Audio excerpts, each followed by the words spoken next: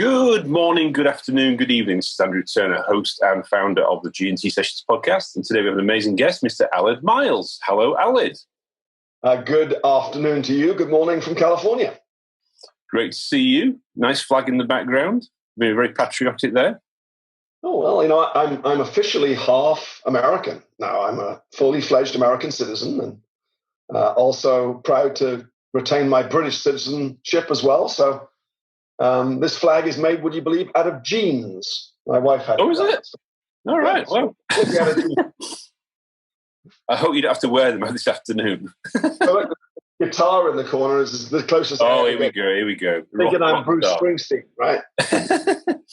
So, thank you for coming on the show. I know you're a very busy boy or busy gentleman. So I appreciate the time today, and it's interesting how I suppose social media can make things happen. So I know you did a really interesting post on LinkedIn, and I was cheeky enough, you see, to say, "Hello, Aled. It would be great to get you on the show." And then here we go. A few weeks later, bang, you are. So thank you for the time. And I suppose a quick question for you. I know you mentioned you were in California, so obviously you're slightly a different time zone to where I am in London. Obviously, I am in London. Obviously, it's now changed in London because it's obviously now very tropical. We've now got beaches and palm trees and everything like that. Because I knew that you were in California, you see, so I thought I've got to try and catch up with you guys. So what gets you up in the morning these days then? What's happening in the Aled's world? Well, I can tell you one thing that's very true is an 18-month-old baby gets me up every morning. That's for sure. Followed by a 7-year-old. So it's the kids that start my day, which is pretty wonderful. But perhaps your question really is about the degree of my professional life, and it's Source Labs, which, by the way, I have to be careful how I say in a British accent, because it sounds like source, S-O-U-R-C-E, but it's SaaS, as in. Oh, okay. You got to have the accent. Okay, SaaS. Source Labs. Look, I have the great pleasure. It's quite an honor to be, the CEO of a 10, 12-year-old company. Actually, I think we're 12 years old today. Actually, really? Fantastic! We're 12 years old today. So, what gets me up in the morning is great family time and the privilege of leading this company, into the next phase. So, it's literally its birthday today. That is amazing. It literally just, as you said, it came into my head. We're 12 years old today. And the minute that we're done with this, I need to get on our own internal social media and make sure everybody knows that. And get the cake out and sing happy birthday. I mean, every it's funny how companies that are, sort of our size and breadth, the company I ran previously, people talk about like we're startups. And I love that because if they feel that we have the startup mentality, but then they hear that we're 12 years old, over 750 customers delivering digital confidence to the world, they kind of go, oh, what an interesting mix. And I love companies of this size. I love this moment in a company. So, I love getting up every morning, trust me. And it's not so bad when the sun shines, right? I was over there in March, right? I was in LA in March, and just before COVID hit, and it's always sunny over there. It's ridiculously nice. It's just.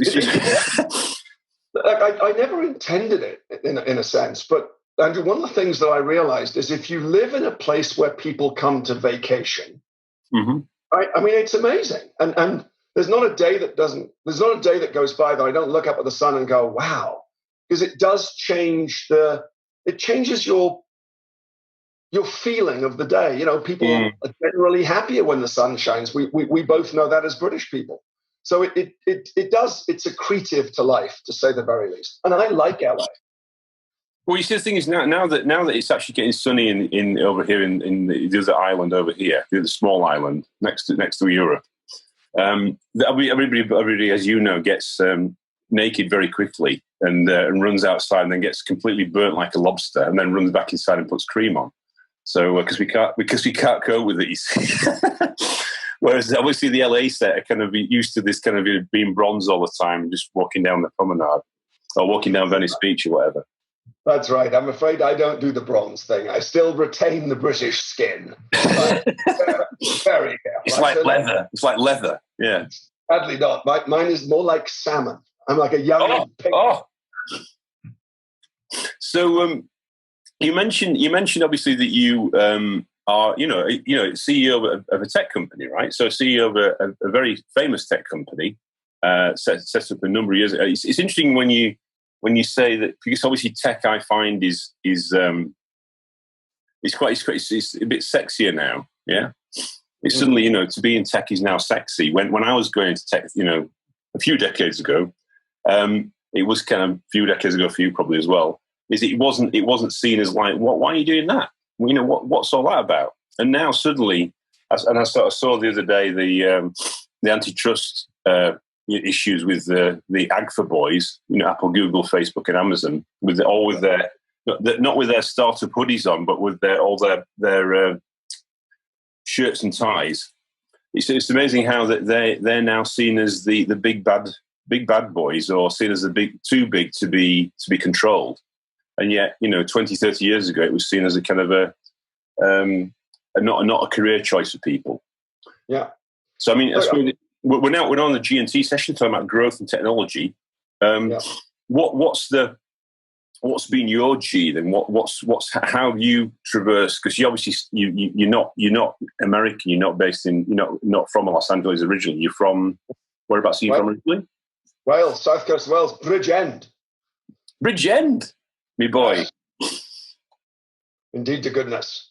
So that's in kind of like London and turn left a bit and go down the M4. Yeah, that's right. Somebody said the other day, from one valley to another. Look, I mean, I of course, it's an inevitable thing to say, but it doesn't mean it's any less true. I feel incredibly fortunate, right? If I go back and look at my 18-year-old self, firstly, if you said I would be in technology, I was an art student. I loved the theater. I loved English. I loved languages. I loved history. I was not a physics, chemistry, biology student. Right, mathematics. Yeah. Right? And I fell into it through sales, to be perfectly honest with you. My story's very simple. I was on a boat coming back from Dublin to Holyhead, the old Sea Link ferry, right, Andrew? And one of the engines failed. And what was a 3-hour journey became a 9-hour journey. And I met two entrepreneurs who were starting a computer dealership. And they said to me, would I like to come and work for them on a commission-only basis? And I tell you, I'm not sure I really understood what that meant. I had my English degree in hand, and I was off, for a career in the arts. And I realized that, perhaps some of my training, as it were, led me towards sales.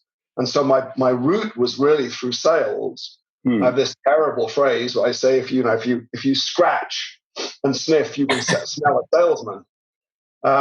But I was fortunate enough to end up in a sort of a general management role at the first big company I worked for, which was Symantec. Yeah. And from there, I just loved the process of leadership. And at Symantec at the time, the internet was blowing up, email was happening, and this thing called a virus, a computer virus, started to happen. And it was, in a sense, a perfect storm. And it became incredibly newsworthy. People, of course, began to wake up to the reality that there on their computer, there could be a problem. Yeah. And so there was relevance. And I think, cool is often things that are really relevant to their time. And Symantec, I had the pleasure occasionally of being on TV, and, that would be antivirus expert. And I would laugh and think to myself, I'm not. But what people wanted to know is, how do they protect themselves? And why does this happen? And what can they use? And here we are today, and you and I both know this, right? I mean, test, right? Is test cool? And I'll tell you, right? From somebody it's getting cooler. Well, I don't come from a test background, as you know, right? A general technology. And so Source Labs, we started the conversation. And I was at an event with the Australian ambassador, right? some name dropping coming up, right? Warning. And it was a round table at Disney Studios, right, in LA. And Australia does this wonderful thing called Good Day LA. It's LA Week. Good Day Australia LA. and America, right? They do Good Day LA. And they do a series of events, right? And one of the events was with the fantastic former ambassador to Australia, ambassador from Australia to the US. And he had a group of Australian executives based here and me. And I was like, you're like an honorary Aussie. I was the honorary Aussie, so I have an involvement with a few Australian companies. It's cool. And the chairman of PG&E, which is Pacific Gas and Electric, that had so many issues with the awful wildfires that had happened in California, right? And the chairman of investment banking at JPMC sitting next to another, right? Wow. And the ambassador said to me, so Aled, could you explain the intersection of what you do, what you've done and what you do now? And of course, what he was asking was about security and test, right? Oh, right, okay. Yeah. So I thought to myself, this is interesting. You didn't have a day off, rather. It would be something to work. You didn't think you were going to have to work on that day. And it was a Sunday. Oh. And I fell upon the reality of what test does is deliver digital confidence. Yeah. And digital confidence is, of course, the ability to deliver a flawless experience with trust and secure. That's trustworthy and secure. And in a world where PG&E have now got more IoT devices, right? Yeah, that have more systems that have open source components, some of which they don't know exist, and people like JPMC who have a incredible dependency on digitization. Yeah, that whether you're in, that sort of offline world that's becoming more online for PG&E, or whether you're firmly entrenched in a world where you've digitally transformed. What suddenly occurred to me, it was about 3 months into my tenure at Source Labs, was just how relevant and vital test was. And then for me, that just becomes cool. Yeah. Because now when we as a company think about what our purpose is, our purpose is the delivery or helping or enabling companies to deliver digital confidence to their customers.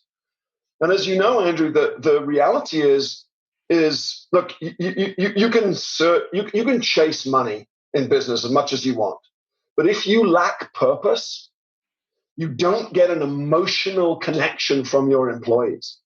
Yeah. And the wonderful thing about Source is, I truly believe this, is that Source has a magic that I haven't seen since my early days at Symantec. And I realized it's because they have a passion for the purpose of what they do. Right, okay. I could keep going, but I'll stop. And so, yeah, I think test is cool. And of course, I think technology is cool, and I'm lucky to be here. It's interesting because I think what shift did you see? Your example there, which is very interesting, is this piece around. It was like an afterthought. Yeah, technology a few decades ago was like an afterthought. It wasn't really. It was usually sat as, in my experience, under the finance function. Yeah, it was seen as a service to the business. And now with the new, in the 2010s. It becomes the whole operating model. You go out, if your technology fails, you're out of business. You basically stop trading. So back to your digital confidence piece, things like capabilities like, one of my friends is very senior at Expedia, and obviously they've been going through some horrendous kind of transformations with their trading because of the pandemic. But they're still developing software and they're still engineering. And, they say, what's their view on testing? Testing is a necessary evil, yeah? You have to do it, and you have to work out how to do it. And roughly, I don't know if you've got the same view, 30 to 40% of a CIO's budget is roughly, taken up with testing software. Yeah. And then the rest of it's probably just keeping the lights on. You've probably got a few 5 to 10% left for innovation. So it becomes a significant spend, becomes a significant thing you've got to do. Interesting. So you said, sorry, go on. So I was going to add to that. So I read a McKinsey. I'm 90% sure it was a McKinsey survey that said 25% of customers will abandon a brand after just one bad experience. So, the margin of error now, increasingly because our expectations in the digital economy have changed. Yes. Right? Yeah. There's this sort of concept which you're no longer competing within the industry in which you're in, right? So take your example of Expedia, right? It's not sufficient for Expedia to look at their immediate competitors and see what digital experience is being given from their competitors. My favorite example is I love Uber because the experience is frictionless. Yes. Right? Okay, I can jump in a taxi anytime, but I love the fact that I can say, thank you so much, have a great conversation, and get out of the cab quickly, especially if I've got my earbuds in and I'm trying to gather my stuff, right? I'm impatient. And then you go to a restaurant, and it takes 30 minutes to get the bill paid. Yeah. Right? And so the experience I've had in one industry, I want in another. And so now there's this amalgamation of digital experience. And digital transformation got us to where we are, but digital confidence will get us to the next level of success. I think it's a very interesting moment that we're in. And we haven't even started to talk about a post-COVID world. But I mean, what you're highlighting is actually the investment plans of boards of directors, yeah? Yes. It's going to start to change. And then the ascendancy of the C-level exec who has that kind of technology ownership is going to become more important, more powerful in the boardroom, because he becomes basically is he the future CEO of the business, I suppose, at the end of the day, because he understands how the whole operating model works. Look, what you and I are saying is every business is now a digital business. And if you're not, do you thrive? I doubt you do. Do you survive? I'm not sure. In the 2007 recession, Harvard did a study, I think, for about 5 or 6 years. You can look it up. And they were trying to work out who created a sustainable and successful business post the 2007 recession. Right. Yeah. And why? And one of the reasons is there was about 7% of companies, I think, and I may have misquoted this article, but at least I'm referencing it, was that they doubled down or spent more wisely on R&D during that moment.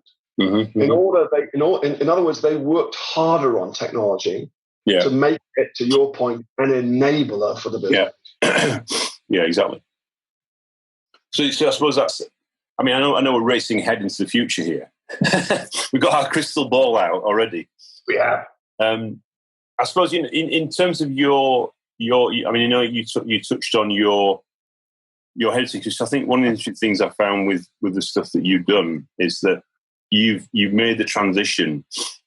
I mean, you worked with some amazing companies, right? So Symantec is just like I don't know what you call it, a legendary security company. And look at how important security is these days. So I suppose you learned your trade. Would you learn your, because I mean, I learned it at GE and SAP and Tesco, right? So some big companies as well. And it's amazing what you learn when you're responsible for many people. I mean, I had probably about 4,000 people in my team at Tesco. So it kind of focuses your mind.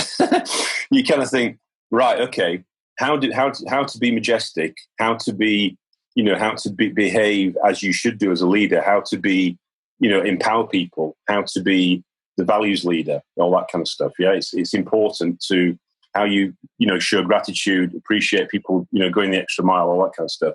It's a kind of a different thing where you are, I suppose, evolving your career through a functional track.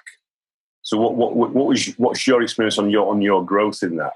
How did you find that transition from, it sounds like you got offered a role in a computer distributor, which was kind of like which is really down in the learning the trade, learning the kind of the whole sales cycle, and you moved through it to took more and more responsibility. What's your thoughts on that as a growth pattern or a growth plan? Look, there were sort of these couple of moments that happened to me. One was I met the sales rep from Claris. Remember Claris, Apple software? Mm-hmm. And he seemed to have a really good life, manufacturing level, right? So I was like, that's interesting. And I was fortunate enough that Symantec approached me because I was their marketing kind of representative in the distributor. So, we got on very well. And, okay. Yeah. Come and join Symantec. So I joined Symantec as the channel marketing manager for Europe, Middle East, Africa. I moved from London to Holland, to the Netherlands, where Symantec's European headquarters were. And I think that in itself was an extraordinary experience, to be in Europe, in mainland Europe, and to be touching so many cultures. So I immediately got a love for cross-functional leadership in a cross-cultural world. I just thought the chess pieces of that, as you know, I mean, you have an illustrious career yourself, including international. It's wonderful. And that started to get me out of the sort of the pigeonhole of he's a sales guy, into managing a business. And then my next break came where I was given the managing director's job for Symantec in the UK and the vice presidency for Northern Europe. And that was my first big break. I remember very clearly Dieter Giersprecht, my boss, my German boss at the time, gave me that break. And I remember that magical moment. And then Symantec, as you said, a legendary company. 20 years in total. I did 2 separate tours of duty. I saw the world. I gained more experience than I ever dreamed I would. The company grew under an amazing CEO called John W. Thompson, who became not so much a mentor for me, but an advocate. And that difference was very interesting. He is quite well known amongst the people that know me very well that, there's a statue to him in the bottom of my garden. Okay. So many of us learned so much from him. He's an African-American CEO who's now the chairman of Microsoft. And he taught compassion. Yeah. He taught discipline. And the mix of both. He had an incredible sense of strategy and focused very much on creating a line of sight and a vision. And until you create that with purpose tagged on the very tip, right? So I learned a lot from John. And then after John left, a very different leader, schooled at GE. Oh, really? Okay. Yeah. Steve Bennett, who had a very different style, but was needed for the situation that the company was in at that moment. Honestly, I don't mind saying it, and if he was listening, I'm sure he would agree. At times, very abrasive. At times, made you feel that you were in a very difficult situation, trying to work out what was his move. Why was he thinking this? But I tell you, it kept you on your toes, and he delivered a very different but needed next stage. And I think for me, it was learning at the knee of both of those men. Now, I would say, I take the best from both, and I try and remember the moments where perhaps I would disagree, or I look back and I disagreed with some of the things they may have done. Right? That's what we all do. People will do that with me. Probably more the latter than the former. And I think because I was exposed to them, I worked directly for Steve it gave me the confidence to believe that I could be a CEO. And that's not to say I'm a good one. That's not to say that I am anything close to either of them at all. But at least, you do need a little bit of confidence that you can lead a company. Because if you don't, you may falter, you may hesitate at the wrong moment. Yeah, but what that was a bit long, Andrew. But no. But it's very valuable. I think what you're highlighting is that there's, and I can relate to some people in my career that you work closely with, or you see inside their style of leadership, and you take some magic dust from that, yeah, and then you put it with your own magic dust, and you develop your own leadership style, yeah. Right. So, I think the thing is that what I've learned is about being incredibly authentic, and also in being very grounded, and also being very honest. I don't know the answers. Yeah, I'm sorry, I don't know the answers, but together we can work out the answers. Yeah, and I think sometimes people are too standoffish and too remote. Yeah, they don't create that human connection. And it's that, I think, being vulnerable. Yeah, even as a CEO, you're at the front of the ship, and you're trying to chart the course forward. And sometimes there's some rocks out there. You don't know where the rocks are, and you've got to work out how to navigate it. So it's I find it incredibly. Thank you for sharing that story. It's incredibly interesting that someone of your background can, you've been through similar things that I've seen as well. Is that you don't. I think some people, when I was at GE, we had these icons, these GE icons. It was, Mike Zafarowski was my CEO in GE Lighting Europe, and then he became worldwide CEO, and then he became the COO of Motorola. When the Razor phone was there and everything like that kind of tech kind of side. And the funny thing was that then I left GE, I went to SAP. And he said, I did an exit interview. He says, Andrew, don't go to SAP. There's no future in technology. This is 1996, right? He says, no, don't go there. You see, you're on a fast track. You're going to be a CIO, going to be a senior guy in GE. Bob Nardell, no, it wasn't Bob Nardell. The guy who's Jack Welch's HR guy offered to fly over from Fairfield to see me. It was all this kind of thing, right? And I was going, whoa, hold on a second. Well, I'm going.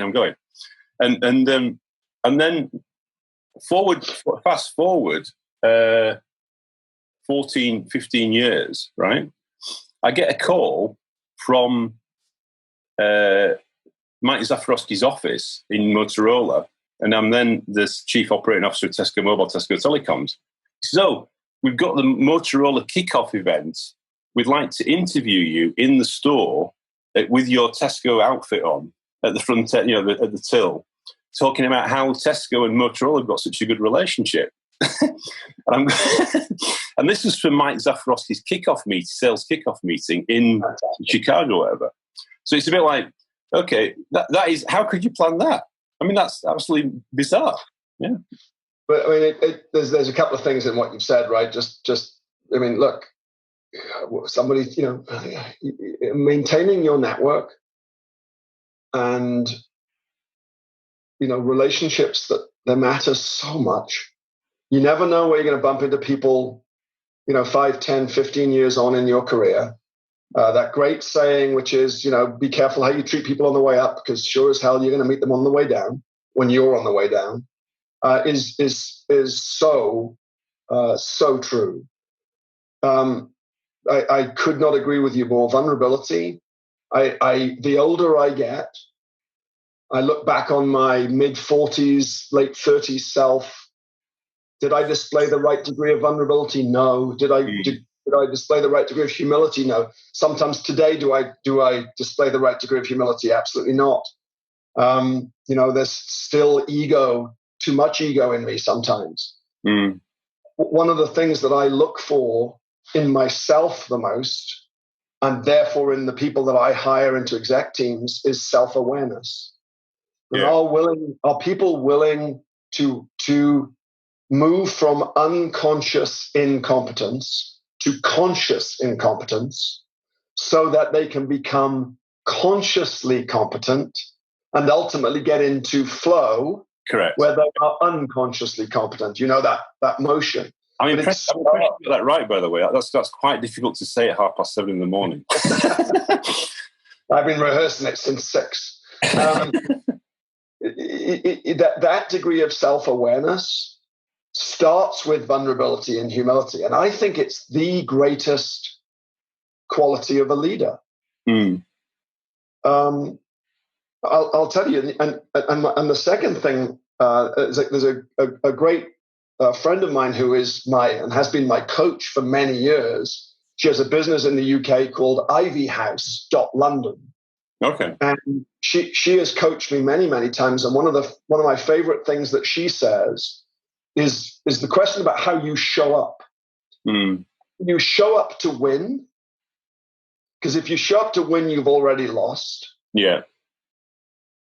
So I say, well, how should we show up? And her view on it is you should show up as an agile, courageous learner of everything. Like today, I've got stuff to learn from you in this podcast. If I am open, I will walk away with a thought or a idea that you've planted because I'm open to it, because I'm showing up. Yeah. With vulnerability and with willingness to be an agile and courageous learner. And I love that. And I think what it leads to, and it's something we're talking about at Source Labs a lot at the moment, is compassionate compromise. There are 4 things I look for, right? Mindset, because mindset informs behavior. Skill, to actually do the job. And the will to do the job. And that's connected back a little to mindset. You know, they don't change the CEO in a company because everything's perfect. We got tons of skill at Source Labs. There's no shortage of it. And there's an amazing amount of will. Right. What we've just been trying to tweak a little is teams who, of course, have been so frustrated with the progress that perhaps hasn't been made in an area here, an area there. There's this natural human desire to win, right? In order to take the business forward. And it's not for the wrong reasons. But we've been trying to tweak it a little bit to get the trust in the team so that compromise can happen, so that things can move forward at greater velocity through compassion. Right. And it's been a very interesting recent journey. And everything we've sort of been talking about fits into that. And you know, technology is the enabler, right? You know, the digital confidence is the new currency, right? All the things I can say, but you've got to get the human element. So the cogs turn, and this cog makes that cog over there turn, and it does it with easy flow, no grinding, little noise, and all of a sudden you find yourself a courageous learning organization. Yeah, I mean, it's the interesting thing. I mean, just to go back on one of your points, I think, which was very interesting, was, I mean, when you say turn up, so I thought you were actually going to say turn up to give, because that's, I think, another way of turning up is actually, it's not, you know, that thing about this give and take is you know, and we've probably both come across individuals who've got that maybe in the wrong calibration. Yeah, that's, I think, I had a call with you know, one of my very good mobile technology friends in Thailand today, and so I'm kind of traversing the world again. Wow. And you know, I was giving him some guidance on some stuff he's doing in Thailand around mobile industry. You know, kind of trying to do something with the regulator. And he's saying, Andrew, I just can't believe the insight you just shared with me. I said, well, yeah, I just want to help you out. He goes, brilliant, right? Okay, let's have another call next week. So.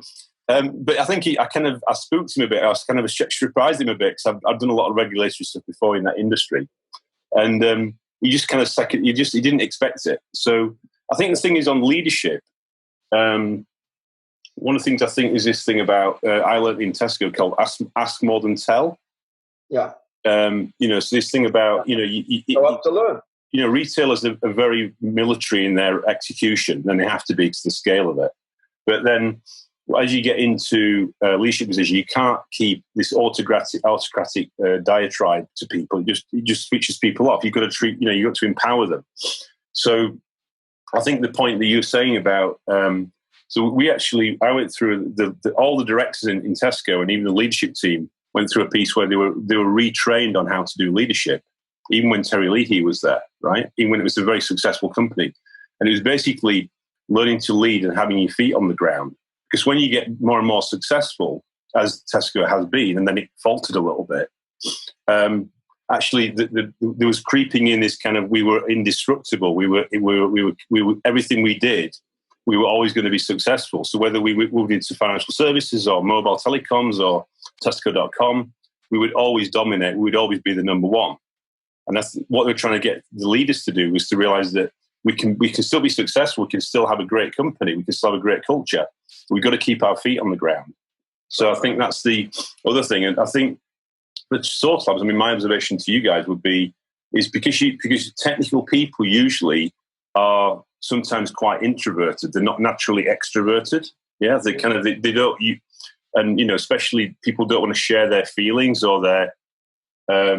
So I think one of the things I was going to ask you about was about psychological safety. That kind of thing where people actually, how do you create the environment for them to feel comfortable to open up to what's their fear, uncertainty, and doubt, and how do they contribute as that new team dimension? Any thoughts on that?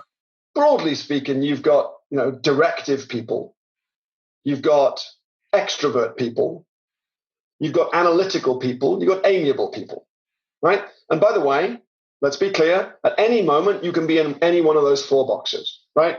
There's no correct box, but I'm naturally directive extrovert. That's me.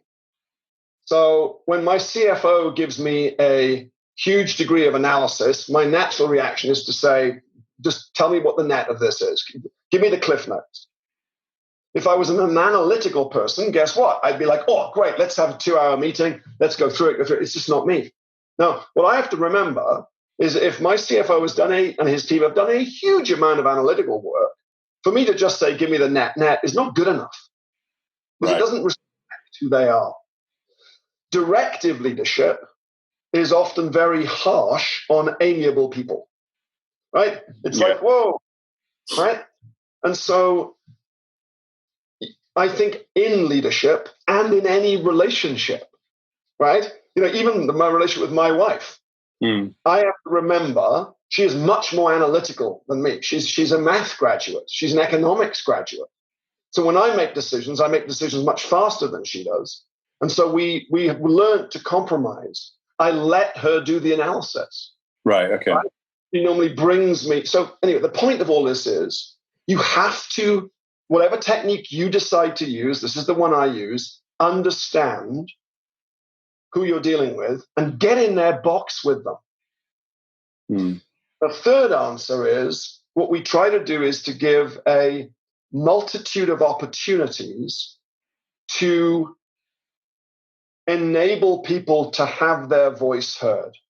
So, for example, when we do all hands, we use, I think it's Slido, which is... Oh, yeah. We can post the question. Yeah. Post the question anonymously. Mm-hmm. So what we've noticed is the quality of questions, and by the way, the honesty of questions is pretty severe, which is great. I love that. I love a hard question. So people don't have to declare who they are, but there is a method that they can do that. Right. I do round tables. One of the reasons I like a company with 400 or 500 people is I can get to know everyone. Mm-hmm. So I do round tables every quarter. 8 or 9 people. And look, I notice that there are some people who don't speak. And I'm okay with that. That doesn't mean to say they're not listening and they're not contributing here. They may be just shy, introverted, but they're getting some of the answers, or people can just Slack me directly. So, look, there are other methods that we talk about. I don't mean to be exhaustive, but you do have to think variety. Now, if I may just go on one more thing, which is, my gosh, if I show up to learn, I have to understand a different, in some respects, generational requirement in the workplace today. I will say to you that the biggest learning of Q2 for me was not COVID. It was the attention that we need to give to Black Lives Matter. Okay. And the subconscious failings that I was making as a leader and some of the lessons that I got taught. I had a wonderful moment, Andrew, where I made a mistake. I made a mistake in a round table very early on after the tragic death of George Floyd. And I could see in the corner of my eye that one of our younger, and I hope she doesn't take offense to the concept of a more junior employee. Right. Mm-hmm. I don't mean that negatively, but somebody who was reasonably reserved, I sensed that I had done something wrong. And she wrote to me afterwards. It was a brilliant email. It was thoughtful, it was compassionate, but it corrected me. I can't tell you how grateful I was that she felt she could do that and that she did do that, because it sharpened my understanding correctly from where I was to where I should be. And secondly, it made me realize that it is my responsibility to learn, not for somebody to teach me. And that was one of the things I think that came out of the movement, and some of the discomfort that I should be feeling. And then, in the spirit of vulnerability, the other day on a call with the entire company, I quoted Winston Churchill, one of the most polarizing politicians, right? Specifically, if you were affected by colonialization, right? Yeah. And my first reaction was, really?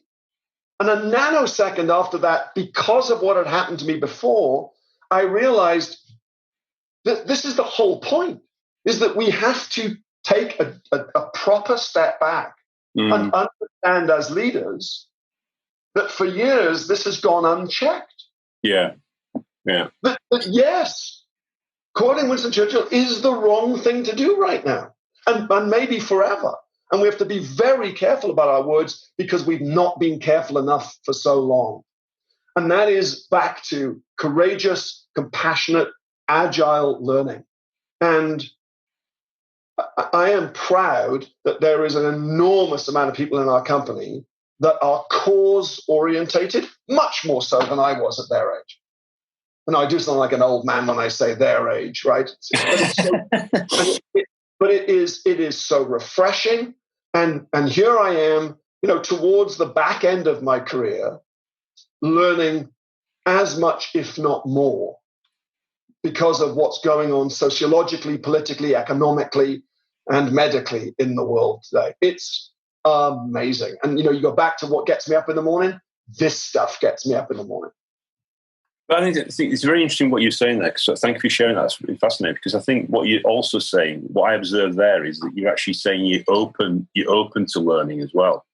Because I think, the key thing here in leaders of today, whatever generation they are, is if the future is if you shut yourself off and you try and lead it as what you did 5 years ago, 10 years ago, you're not going to be in a leadership position, because you're not going to be sensitive enough to work out how to engage with people and win. I run a program in Tesco Bank called Win the Hearts and Minds. Winning the hearts and minds, right? It's about hearts and minds. To build that organisation to future, you've got to think about both those dimensions, and it's complex, yeah. So you've got all that diversity. You're embracing diversity, which is the kind of the piece you're talking about, and you're also trying to tap into all these other cultural backgrounds that we don't know as, slightly older English guys from an English heritage and English education system, which actually had certain things that were learned from the back of that. So it's I think we're all learning every day. Yeah. So it's a good thing. It's self-awareness of your unconscious bias, right? And maybe just to take it on one. A question I often get asked is, what type of CEO are you? Now, and then this sounds like I don't want this to sound like a glib and egotistical answer. It's truly not meant to be it. So, I want that caveat at the front. But the answer, I think, that I've grown to understand is you have to be the type of CEO you need to be is the one that is needed by the company at any minute. There's no one type of CEO, because just like the ocean, the tides change, the level of the sea moves, storms come and go, right? Where you're fishing changes. I mean, I can take that analogy to an extreme. And as the captain of a ship in that moment, you have to shift constantly. You have to be hyper aware of what is going on and why it's going on and what the reaction should be. And you have to listen. You have to show up to learn. You have to be vulnerable, because to get it right, to be the type of leader that a company needs at any one time, shift. And I think if CEOs don't shift in today's world, which is so hard, I mean, make no mistake, this has been the hardest 6 months of my career. Oh, and the most enjoyable, both at the same time. Right? I think that you have to be self-aware about the shift that you need to make, sometimes every 5 minutes. You know what's hard, Andrew? Here's what's hard about COVID. We of course, are fully remote. A few of our offices in Europe have thoughtfully gone back. Berlin, right? We've obviously done, things, assessments, for local law and all the rest of it. But in the main, we're remote. And we are having, rightly, to undertake different methods to be able to keep a sense of the temperature of the company. Right. And when I'm in our San Francisco headquarters, I can walk around for an hour or two and I can touch 80 people.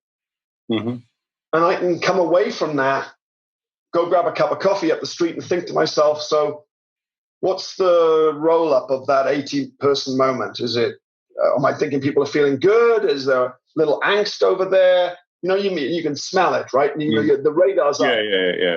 Wow. It's like a pulse. It's like a pulse. Yeah. How do you get that pulse when all you have is this interaction?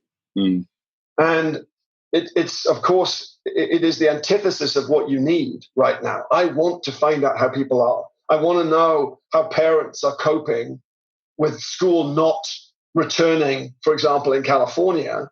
And they're now facing yet another, they just had the summer with their kids. Yeah. Right. I mean, and if they don't have help, what are we going to do? So do we start the day at 11 o'clock and we finish at 3? And we say to parents, if you want to work in the evening after the kids go to bed, that's your call, but we're going to shorten your day. Or, right? Or do we force, Fridays off? And then how do you deal with, the late 20s, early 30s who's been alone in their apartment and is desperate for the social engagement? I mean, there's the variety of individuals, of course, that we have to serve. It's daunting, but it shouldn't stop us from understanding what's it like to be you. And really, it now depends on this inverted pyramid of leadership. Right. That is checking all the time and feeding back into the system. Never more. What works and what doesn't work, and how do you get creative? Because it's I think people thought that this period was going to get kind of 3 or 4 months. It was going to be over, but I've heard predictions it could be June next year, if it not longer. I mean, I don't know what you've been hearing, but well, I mean, it's interesting. Obviously, we have offices in Poland, Germany, Canada, Texas, California, and the like. So it's different, right? So our senior vice president of Europe just drove to Berlin. He's based in England. And from Berlin, he's going to Warsaw. Then he's going back to Berlin because he didn't want to take public air transport, but he's getting in to see people. And as he arrives in Germany, the BBC, sends an article that is, Germany's numbers are going up again. Oh, God. Right now, here in California, right now, what I'm experiencing is an unabated rise in cases. And I see, obviously things opening up again. You get a sense of whether mask wearing is happening or not, right? And when you read the press, the issues that surround that. My view right here and right now is I think the June prediction is more accurate than a January prediction. Right. Yeah. Because people's mindset has to change. Right? And that will take time to shift. That's not going to shift in a week. We're in the middle of an election. That will cause mindset shifts in 90 odd days. And then there's that period where, the numbers will flow through. And at what point do you see the curve to the point where it feels a little safer again? But my view, I've said to everyone, I'm not going to make anyone return to an office. All right. Okay. For the rest of time. Now it is up to you as an individual how you want to do this, and we will support you. There are those who want an office, and there are those who don't. I think this becomes the choice of the individual. We have learned to work completely remotely and found that we can do it. Right. I am now conscious that the next phase of COVID means that I have to think very, very hard with the exec team and the extended leadership team. So now, how does Source Labs behave to its employees? These thoughts I just mentioned about, do you shorten the day? Do you force some time off? Do you help with internet connection? What do we do with parents? These are the things we have to think about, because it's not going away in the next quarter. And there's fatigue. Yeah. No, that's what I was saying. Is people, I think, thought it was going to be over by the summer, and it's a long-term plan. You have a long-term plan on it, and I think what you're doing though is you that thing about personalizing it is not being assumptive and not trying to do one kind of path strikes across all types of class of people, because that's also about thinking about the human, isn't it? It's thinking about how they would handle it, because each person's got their individual situation. So interesting. I mean, I think of all the industries that we've all worked in, the tech industry is probably more geared up to work in a distributed remote way anyway, because let's face it, a number of us have been working like this for a few decades, so we're kind of used to it. But I think the point you're making is that certain genres and certain age groups do actually like that social interaction. I think we all like social interaction. It's that human element back again, isn't it? Because it's that balance. So the other one, I'm sure you're finding it, is the transition from when you start working to, for me, I can walk out of this office, 4 feet that way, and I've got a 7-year-old grabbing my leg and the baby, and it's wonderful. I love it, but there's no transition. And my wife and I had date night last night, and we went to just to the sort of local village, and just sat quietly in social isolation, just the two of us, grabbing a beer, quite frankly. And I found myself going, and I realized we hadn't done it for 2 weeks. And, everybody talks about it, but we equally, as individuals, we have to take responsibility for when we take breaks. Yeah. And I do think that it is responsibility of me, the company, the leadership team, but it's a bit like your career. You have to take some responsibility for your career as an individual. Yeah. I do hope and want individuals in our company to take responsibility that says, I have to stop. And I want them to not feel guilty about the moments where it might be 11 o'clock and they need a 2-hour lunch break, one of which is with their children and one of which is just themselves. Don't feel guilty about that. It's important.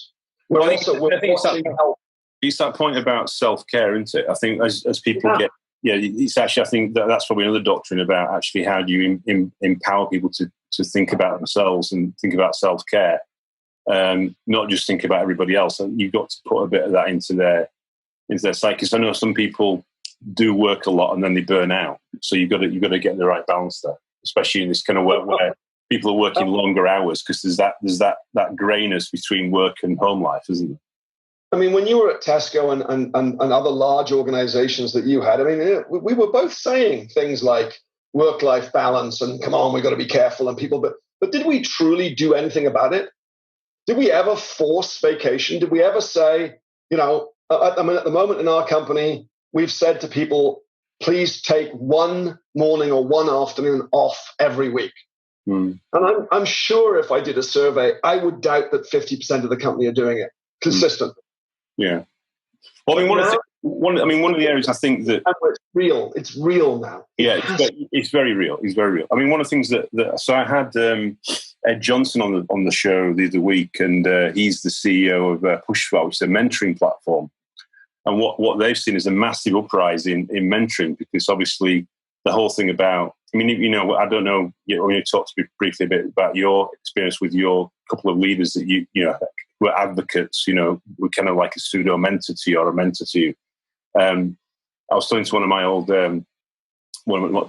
my ex-HR manager from Tesco, and we were talking about the mentoring culture in certain organizations, and it doesn't really exist. It's kind of like it's like back to the salmon analogy that you came up with. It's a bit like it's, you know, you're a salmon, you know, swimming up the river, and as long as you don't get caught by a fisherman or whatever, or by a poacher.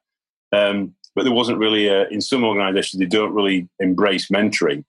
And Ed was talking about the importance, and large organizations having to embrace that even more and accelerate their mentoring construct, because it's not really, it's amplifying the lack of human fiber or mentoring or support networks, what you could say, to individuals in these type of times where people went to the office, they went through their routine, their pattern, and they didn't always actually have that kind of that check and balance, or the person to actually talk to, and they can't sometimes raise that with their line manager. So I don't know if you're doing anything around mentoring, but that's something that I'm seeing a lot more in organizations these days as well. Look, I mean, in all honesty, the answer is not enough. And I think that, again, you go back to sort of, you know, organizational self-awareness. I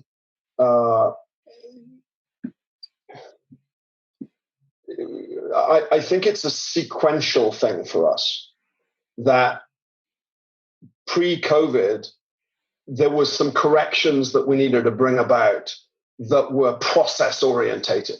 Mm-hmm. One of the things I look back on that I think with hindsight I missed was adding the softer skills earlier than we did. We were starting to add them in February. March, of course, at the end of March is when things started to change. And I'm glad we were on the path. But I mean, everything that we're talking about is about transformation, right? Yeah. Your transformation to a remote working environment, your transformation to how you manage your care, self-care. I think we did some good things, but I don't think we're doing enough right now. And I think we are in the process of trying to correct that. We've dedicated our executive committee meeting on Tuesday of next week. We have a 2-hour meeting every week solely to this subject.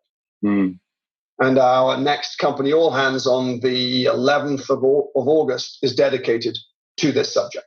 Right. I think there's this next phase is critical. The first phase, you know, you get used to it.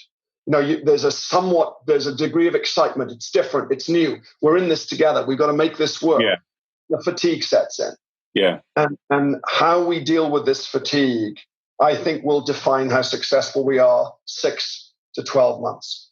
I think it is one of the things that is highest in my brain when I wake up in the morning.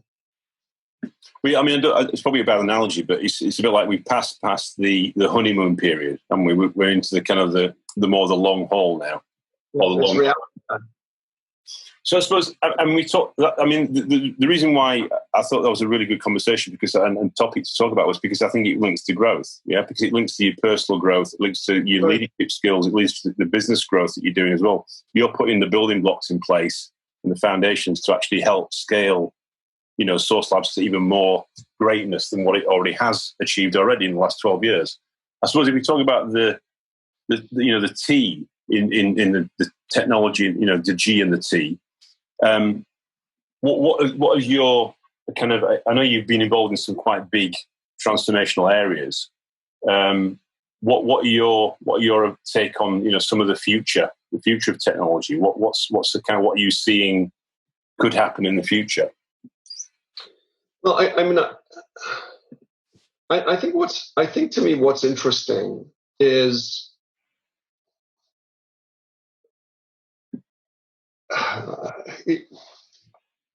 we've hit a real low touch world, literally, right? And so when I'm thinking about growth, I'm thinking about now, how can we be high touch in a low touch world? Right. How do we mix the benefits of the digital world with the need of the physical world without touch? Right. Some of that innovation orientated, and some of that is just strong experience orientation. I'll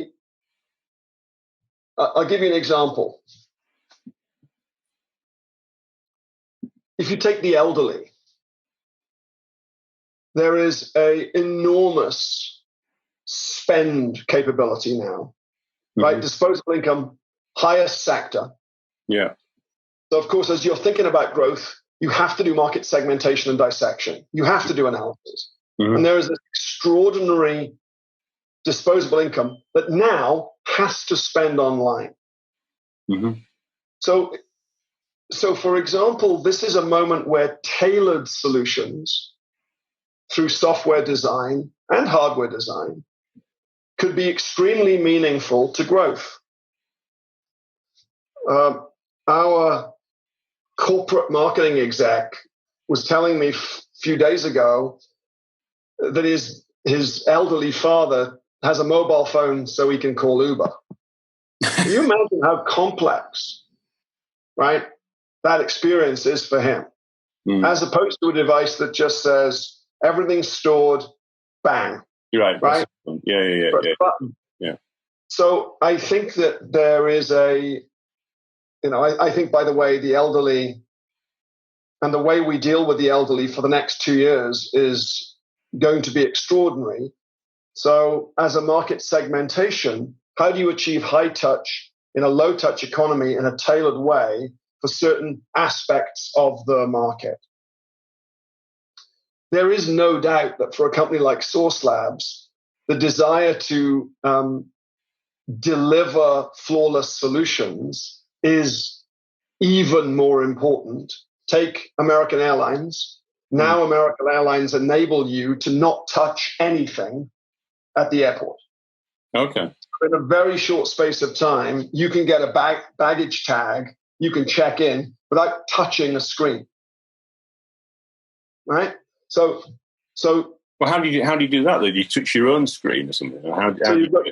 So you have your ticket that, of course, you scan it basically. Dude. Okay. Right. Yeah. So of course, the point here is the app is the value proposition now. Right. Okay.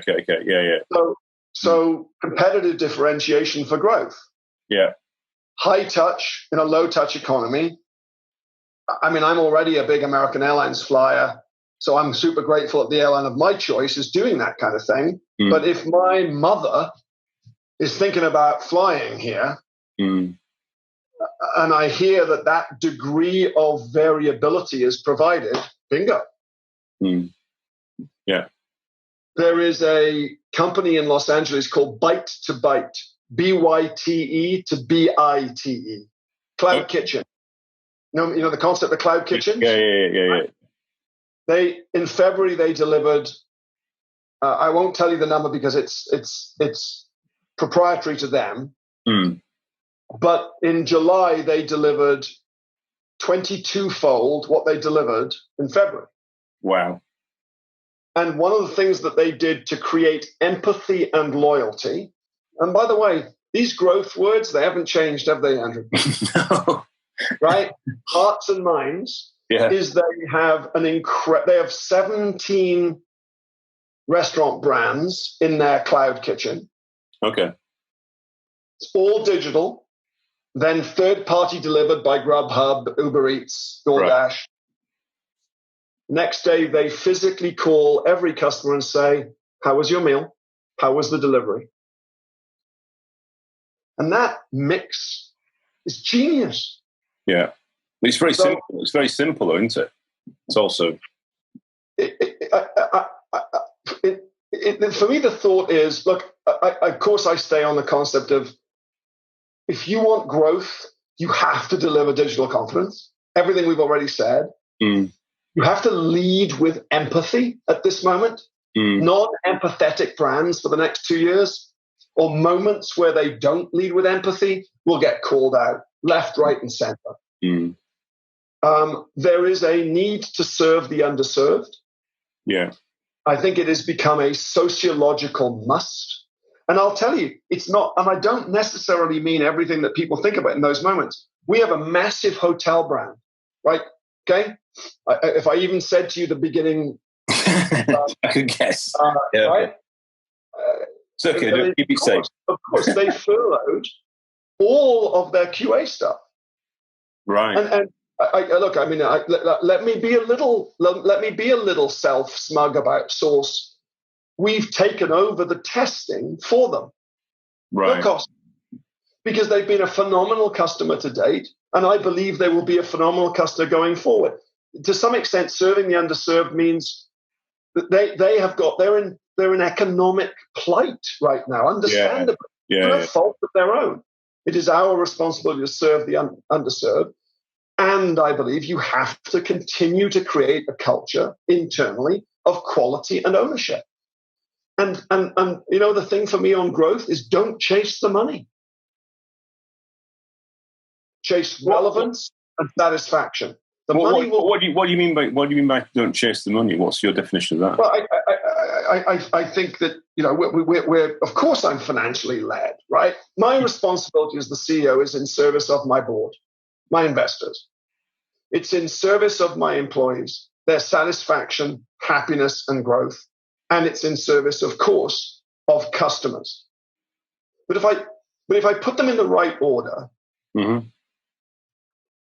if we create passionate, purpose-led employees, we will get relevance and need and engagement at the customer. Correct. Which will deliver the fiscal results that the board needs. If you change the order of that and you chase the money first, it won't come. Yeah. Yeah. And I suppose you underline all of that with something we've talked about, and that is, you know, empathy, serving the underserved. It's all about making a business compassionate. And it's a word that people find odd when you talk about business. But compassionate trading makes sense, right?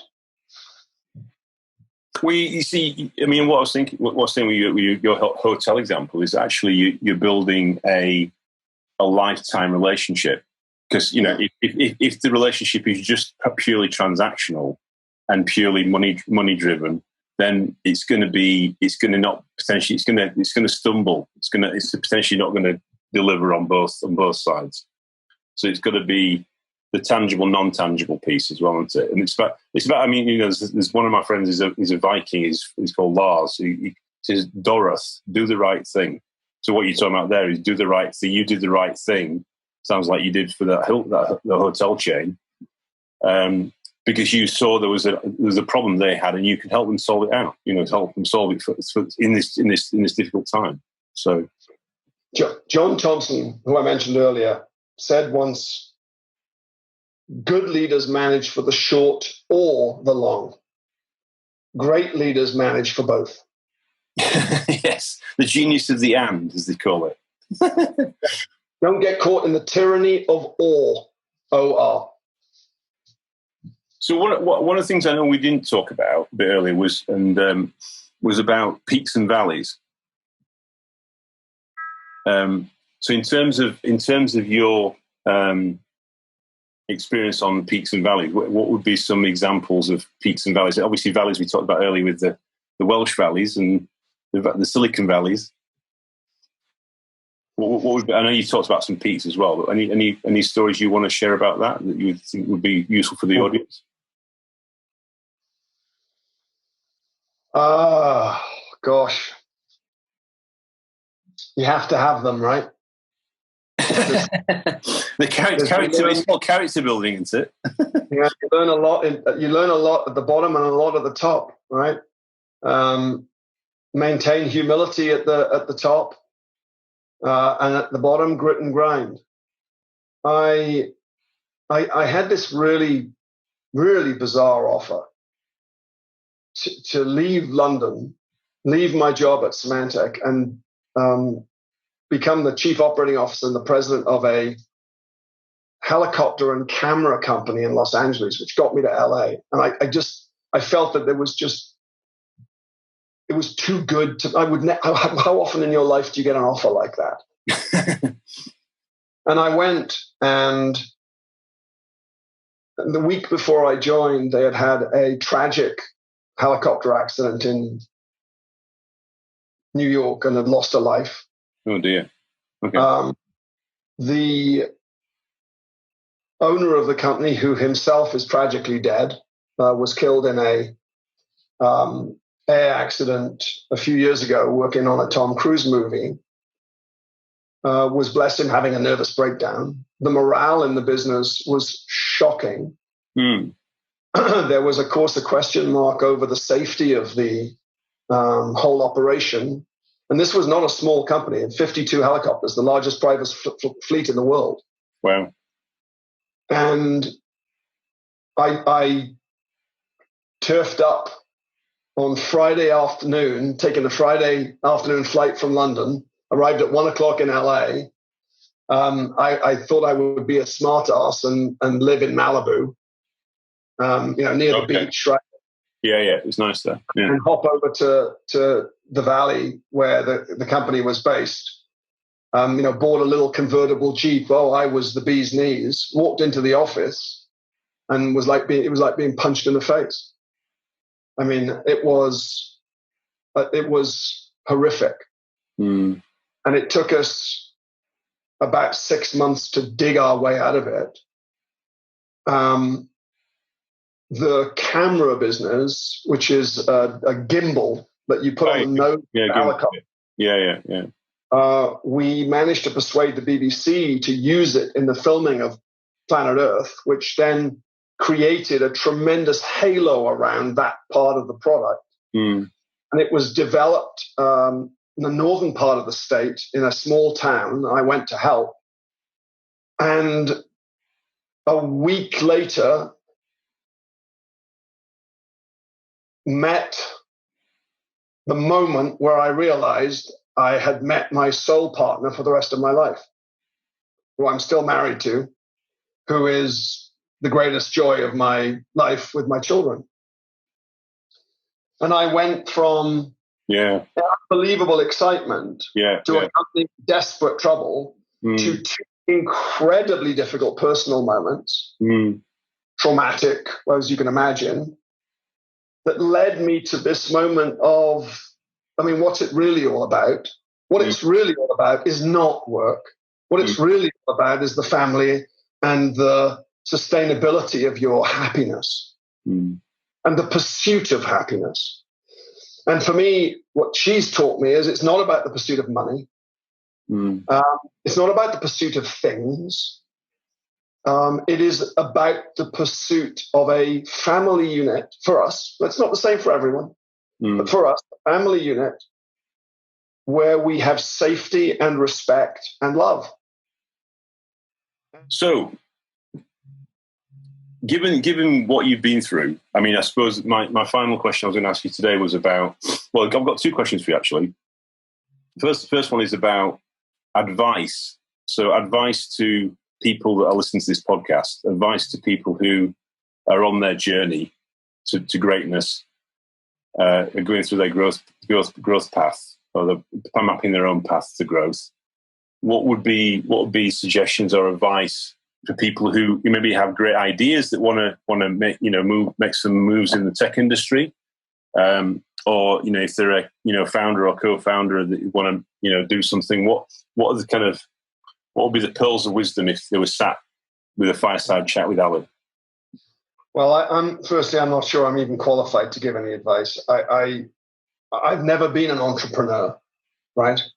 I've been fortunate enough to have often jumped on the shirt tails of other people's success and perhaps get the ball over the try line, if I may use a rugby analogy. I had the great privilege in the last 2 years of being an innovator in residence at USC, the University of Southern California, has an amazing engineering department called the Turby. And one of the things I've noticed about the entrepreneurs I've worked with and mentored is know when it isn't working. Do something about it. Have the awareness to accept also that your idea might not be that good and that you may be pouring your time, your sweat equity, and sometimes your money into something that isn't the right idea, and know when to stop. And it is the hardest thing, of course, when you give birth to a technology idea that is your baby, that you protect with every sinew in your body, and somebody comes along and says, I don't think this is the right idea, and your numbers are proving continuously that you're wrong, is know when to stop. It is the hardest thing. Pivot, change, move, stop. The second thing is you don't measure the wrong things. Measure the right things. They're often the hardest things to measure. You can't control what you can't measure, as we both know. But it is amazing to me how many entrepreneurs, as they start this journey, measure the wrong things, and also in their own private life. Right? It is as much about you as a person as it is about the business. The third thing I'd say is don't try to be something you're not.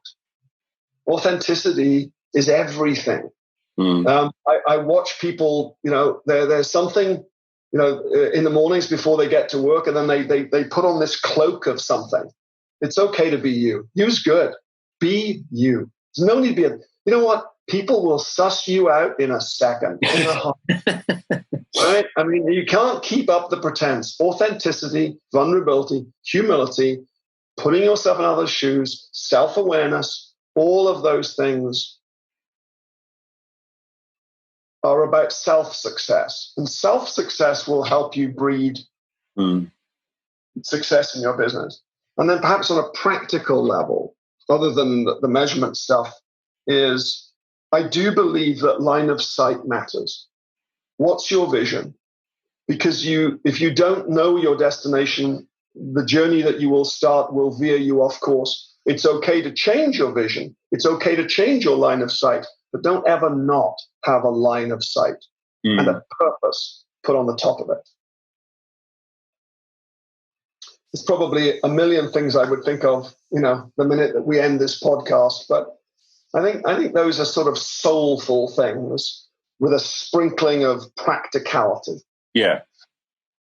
Yeah, I mean, I think the point you're making about is that, you give birth to something and you think your baby's beautiful, and you obviously would want it to be beautiful, but then potentially sometimes it needs some help, or it may be something you need to do something about it. Look, I mean, we've said a couple of things. You said one thing particular, and that is, look, to young entrepreneurs or old entrepreneurs, get a mentor. Have somebody that will tell you the truth. Have somebody that will give you an alternative opinion. Have somebody that will take the time to get deep enough into your business to also have an opinion that is relevant, but have somebody that tells you. For me, it's the wife. I mean, right? And we've cultured that relationship that somebody can say, hey, as you say, feet back on the ground. But you do need somebody, because the other thing is that journey, from what I can see, as well as the CEO journey, it is a lonely journey. You do have to have trusted advisors, mentors, and coaches. Yeah. And this thing about courageous learning, then you will learn. And that will help. Thank you for that, Aled. I think the final question is this question. So we couldn't be on the G&T sessions, without asking you one question. But I don't know do you drink gin? Well, my son's name is Zephyr, Zephyr. and he's named after a very special place in Lake Tahoe, but they've just brought out Zephyr Gin. Oh, wow. So I'll tell you, listen, gin and tonic, right? Here's my gin and tonic. Zephyr Gin, which you may not be able to get in the United Kingdom, but that's okay. There's a very good Welsh gin, Brecon Gin. Okay. Right? Ice first, squeeze the lemon and the lime in first. Okay. Tiny bit of Angostura's bitters, not too much. Gin in next, fresh tonic. Garnish, stir, sit back in a nice chair. 6:30 at night. I don't do it every night because otherwise, I have to try and stay slim and fit and thoughtful and vibrant. But listen, we just bought. Are you ready? I'm 55. I finally succumbed. We just bought an RV, a motorhome. Oh, really? Okay. Oh, wow. For the family, because there's so much of California now to explore, especially as we are not able to travel to some of the places nearby that we could. So we had a lot of fun. I took 3 days off. We went down to some of the lakes and reservoirs in the Sierra. Mm-hmm. First thing we did when we got there. PG tips in the morning, right? What we affectionately known as builder's tea, right? Builders, cup of builders, gin and tonic at 6 o'clock. You can take Britain out of the boy, Andrew, but you can't take the boy out of Britain. Yes, exactly. I was just saying, if you'd have got it the other way around, it's the gin and tonic in the morning, and I'll be worried about you then. It hasn't come to that yet, but it might. I'll tell you if it does. Thank you so much for this episode, Alan. It's been an absolutely amazing journey. Thank you for being so open about your thoughts as well and your learning. It's been fantastic. And thank you for your tips on gin and tonic even as well, especially the builder's tea. So that's been Aled Miles, CEO of Source Labs. And if anybody wants to get hold of you or know more about Source Labs, what's the best way of finding out about Source Labs, the company that's going to help you with digital confidence? Well, firstly, thank you for having me. It's a pleasure, right? And it's always very humbling that there is even a tiny bit of interest about someone's career, my career. So thank you for having me. It's been a really enjoyable experience. Sourcelabs.com, of course, right? As I said, source as in ketchup. Not as in source code. You wouldn't be surprised to know that we have a Twitter account, and there's also aledmiles.com, where I have a few things that occasionally appear that may be of interest. There's an interview with John Thompson, Microsoft, which I did a little while ago, who's wonderful. But yeah, those are the usual methods, and we would be touched by any interest from anyone. Always, we love what we do. So the final thing I was just going to say was I actually had some of your source. So I ran an event with Wim Sells, your guy in Europe, about 18 months ago, and because I run London Test Automation and DevOps, which is a community of about 3,000 people, and literally all your team brought all the hot sauce. So it was extremely interesting night as people were trading bottles of sauce between themselves. So I'm just looking that there was. If I can't find it quickly, I know that one of the lovely things we do